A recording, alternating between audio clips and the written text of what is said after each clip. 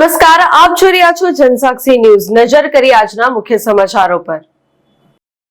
અંકલેશ્વરમાં આર્મીમાં નોકરી આપવાના બહાને ₹7 લાખ પરત ન આપવા પડે તે માટે એક ઇસમે તેના અન્ય સાગીરતોની મદદથી ભાવિ દંપતીને આખી રાત નર્મદા કિનારે બંધક બનાવી મારપીટ કરી હોવાના ચોંકાવનારા બનાવમાં અંકલેશ્વર બી ડિવિઝન પોલીસે 5 આરોપીઓને ઝડપી પાડી કાયદેસરની કાર્યવાહી હાથ ધરી છે। પોલીસે પ્રથમ મુખ્ય સૂત્રધાર રાજુબાબુ ભાંભણિયાને પકડી રિમાન્ડ ઉપર લીધો હતો અને ત્યારબાદ આ ગુનામાં તેને સાથ આપનાર અંકલેશ્વરના જ રહીશો એવા અન્ય અભિષેક ઘનશ્યામપુરી, ગૌસ્વામી રાજેશ કિરણ પટેલ, સુજલ વિનોદ વસાવા તેમજ જસવિંદર સિંઘ ઉર્ફ જશીને પણ ધરપકડ કરી કાયદેસરની કાર્યવાહી હાથ ધરી છે।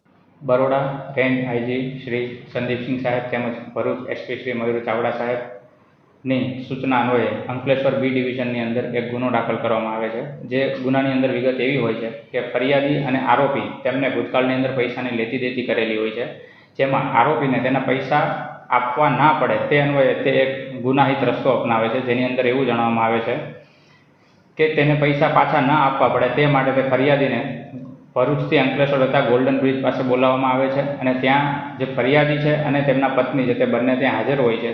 તેની સામેથી ત્યારે જે આરોપી ત્યાં આવે છે અને તે આરોપીઓ જે છે તે 5 આરોપીઓ હોય છે અને જે બધા સાથે મળીને આવે છે અને સાથે મળીને ગુનો આચરે છે, જેની અંદર ફરિયાદી એટલે કે તેમના પુરુષ જે છે તેના માથાની ઉપર લોખંડના પાઇપો વડે વાર કરવામાં આવે છે અને તેને માથાની અંદર ખૂબ જ ગંભીર ઇજાઓ કરવામાં આવે છે।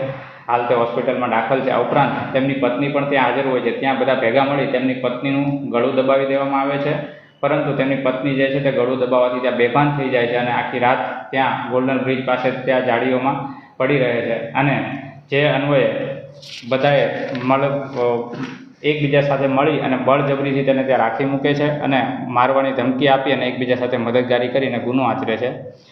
જે ગુનો દાખલ થતાની સાથે જ તમામ આરોપીઓને તાત્કાલિક પકડી લેવામાં આવે છે, તમામની અટક કરવામાં આવે છે, ઉપરાંત રિમાન્ડ લઈ અને આગળની કાયદેસરની કાર્યવાહી હાલ ચાલુ છે। પિન્ટુ મોદી, જનસાક્ષી ન્યૂઝ, અંકલેશ્વર।